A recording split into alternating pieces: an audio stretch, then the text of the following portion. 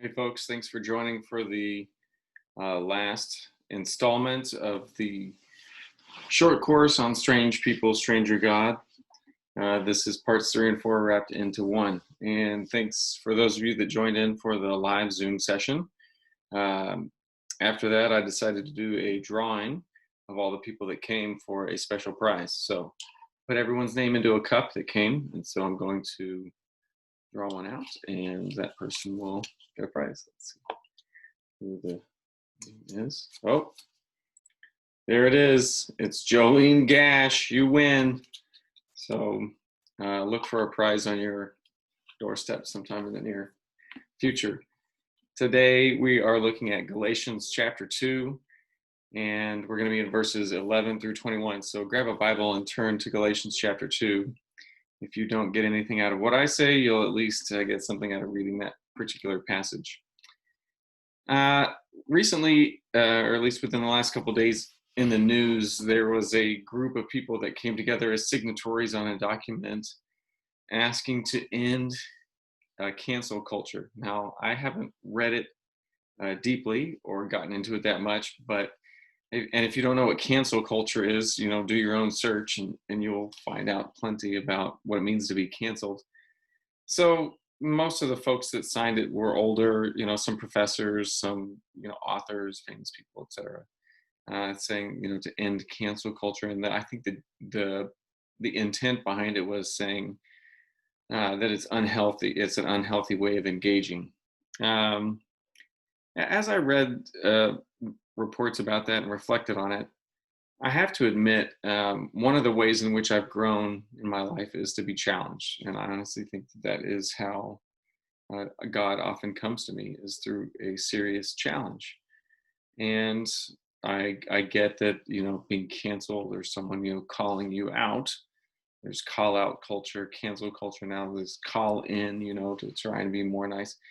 I get that it doesn't feel good. And sometimes it's completely unnecessary and detracts from the greater meaning of what's going on. And especially with everything that's going on right now, protesting against police brutality and violence, the Black Lives Matter movement, and also the intent behind the phrase, just seeking justice in a world that is unjust. There's just a lot of conflict and discussion around it, and the best part that's coming out of it is a increased awareness and social consciousness, and I'm thankful for that. But it's also coming out of pain. People have been in pain for a long time because of the way our society is. And through that growing process, if I'm doing something that isn't right or that someone disagrees with, there's a lot of attention right now to the way in which that's brought to me. Some people call it like civil discourse or dialogue, respect. A lot of talk about respect and tone, with what tone are you bringing this kind of stuff. So with the, call to end cancel culture, it's really a call to be nicer in the way you're saying things, or the way in which you're challenging people. So fine and good. You can leave that there for a second. What I'm saying is that I've grown because people have called me out and have been very direct, and I've grown from that. It's hard to take it because you have to, or I've had to put my ego on hold to hear very clearly what is being said to me. So today's passage is a confrontation between two Jesus followers. And one of them, speaking about the other, says, "I opposed him to his face." And so we're going to look deeply at what that very public challenge means in light of everything that's going on today, and how we think about opposing someone, and for what reason, what constitutes a necessity for that challenge. So question, have you ever heard the story about the elephant and the giraffe? It's a fable that's used in a book by Marjorie Woodruff and Roosevelt Thomas. And so this well-known giraffe in town is an award-winning architect, and the giraffe designs a house that becomes the envy of the neighborhood. And an elephant walked by and recognized the giraffe from their local parent-teacher association at school. And so the giraffe invited him in to see the house. And the elephant accepted the invitation and walked up to the house. But there was a potential problem right away. The elephant couldn't fit through the door that the giraffe had designed. After all, the house was designed for a giraffe. But the giraffe quickly said, "Hey, not to worry. I thought about this, and I built a door with extra hinges. Let me take care of this." So the hinges were there and loosened, and the elephant made it through the door and looked around. And turns out the elephant was a woodworker and wanted to see the shop that the giraffe had built a lot of this in. So they went down to the basement. It was a tight fit, but they enjoyed exchanging information. And when the giraffe's spouse said that there was a phone call that needed to be taken upstairs, the giraffe quickly left the elephant and ran upstairs to take the call. The elephant had been down there for a while and was kind of wondering what was going on. So he thought, "Oh, let me make my way upstairs and see what's going on." As he did, it was, again, a tight fit. So he knocked a few picture frames down, broke some of the stairs, and damaged the door frame. When the giraffe came to meet him, the giraffe said, "What happened? This is a mess." The elephant said, "Well, I wondered where you were, so I started to come upstairs. I couldn't fit very well." And the giraffe said, "Oh, maybe you need to take some ballet lessons so you can get lighter on your feet and maybe be more coordinated, or maybe you need to lose some weight." And the elephant essentially replied and said, "Maybe a house designed for a giraffe will never work for an elephant unless major changes are made to the design." In the church, failing to make room hasn't always been the problem. Ignoring or not serving people outside of our circles or social circles has been a struggle. You can take a look at Acts chapter 6 for a little more background on that. But as Christianity was growing, there were Hellenistic Jews. So that's Jews who lived abroad and they spoke Greek. And then there were Hebraic Jews that lived in Judea and spoke Hebrew. For many, this was basically true Jews versus fake ones. The ones that spoke Hebrew were the true Jews. Those that spoke Greek were the fake ones. So in this passage that we're going to look at today, the moral circle, has collapsed between the widows of the Hellenists who are being ignored, and a barrier emerged. And you can imagine, as you walk out into a cafeteria or to church, you kind of like look around and you want to see somebody you know. It's a natural thought to walk into a room and want to see somebody you know, but it's also where barriers can emerge. So today our primary text is from Paul's letter to the church in Galatia. And Peter had come to the church in Antioch where Gentiles were accepting Jesus, and Peter was breaking bread with them. And as soon as Jewish Christians visit, Peter gets antsy and stops eating with them. And so there's essentially an ethnic divide that emerges. And once again, the circle collapses, and these cliques were unacceptable to Paul. So there's a confrontation that's recorded in Galatians chapter 2. And the interaction is part of a major theme that is a gospel mandate for the formation of a new community where there's no division. There's not two separate tables, and Peter's withdrawal is a symbolic rejection of God's grace. So in Galatians chapter 2, starting in verse 11, it says, "When Cephas," that's Peter, "when Cephas came to Antioch, I opposed him to his face because he stood self-condemned," which basically is another way of saying he stood in the wrong. And this is a severe judgment for betraying the gospel. So it says he stood self-condemned. "For certain people came from James, he used to eat with the Gentiles.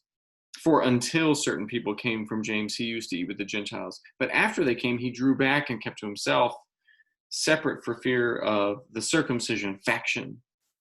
And the other Jews joined him in this hypocrisy, so that even Barnabas was led astray by their hypocrisy. But when I saw that they were not acting consistently with the truth of the gospel, I said to Cephas before them all, if you, though a Jew, live like a Gentile and not like a Jew, how can you compel the Gentiles to live like Jews? By separating himself, Peter was accommodating his actions to the practice of abstaining from unclean foods. That's essentially kosher rules. And was trying to identify that he was not going to be defiled or made unclean from that which he's eating. And that also then connects with those who also eat that food, which would be those from the Gentile world. Eating with Gentiles was in no way a technical violation of the Torah. But many Jews kept separate because they saw Gentiles as unclean and distasteful. Does that make sense? So the Gentiles weren't actually technically violating something, but many Jews kept separate because they saw these Gentiles as unclean and distasteful. To call this hypocrisy, which Paul does in verse 13, was to charge Peter with people pleasing. And Paul doesn't hold back. He goes in for a public rebuke. Maybe this was the first instance of cancel culture dating back to the first century. But the public rebuke might seem excessive. And someone could say, well, he could have done that more respectfully or kindly. But Paul doesn't give him any credit for his past works. He doesn't approach him privately because he sees this as an issue of the truth of the gospel. So for Paul, the truth of the gospel isn't just about doctrine. It's not just about, do you have all of your thoughts right? It's a social reality, a truth that must be embodied in the practices of community. So you can say, tweet, write, preach all the things you want, but what do you do when the opportunity comes before you to demonstrate the truth of the gospel?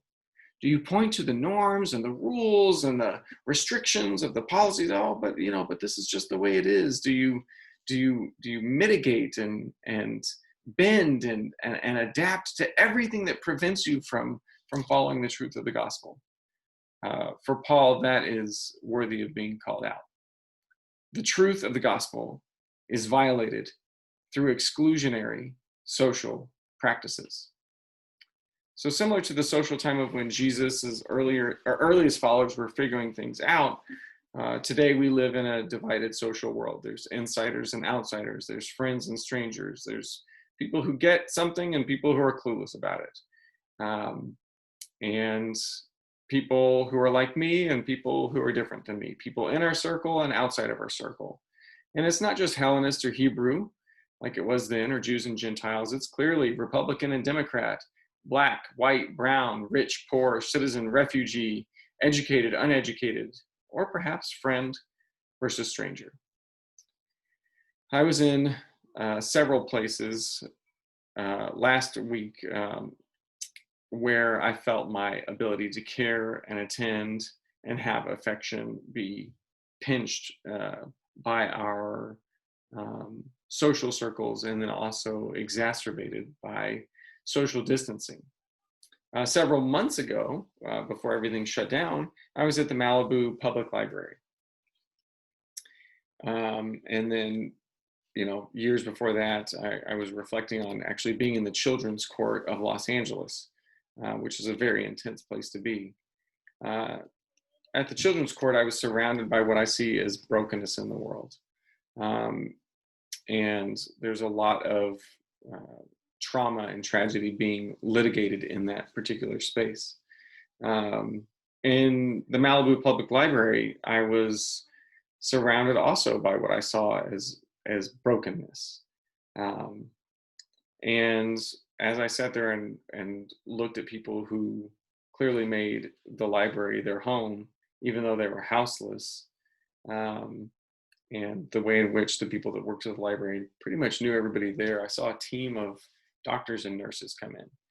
And as I listened closely and even asked a couple of questions, I found that that this team knows every houseless person that's a regular in Malibu, essentially, and they go around and check on them, take care of medications, check for vital signs, and make sure that they're well cared for.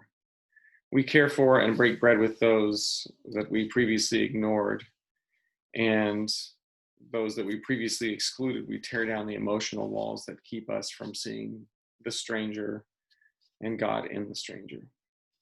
The gospel that Paul preaches is the story of Jesus, who gave himself to deliver us from the present evil age, and the faithfulness of the Son of God, who loved me and gave himself for me.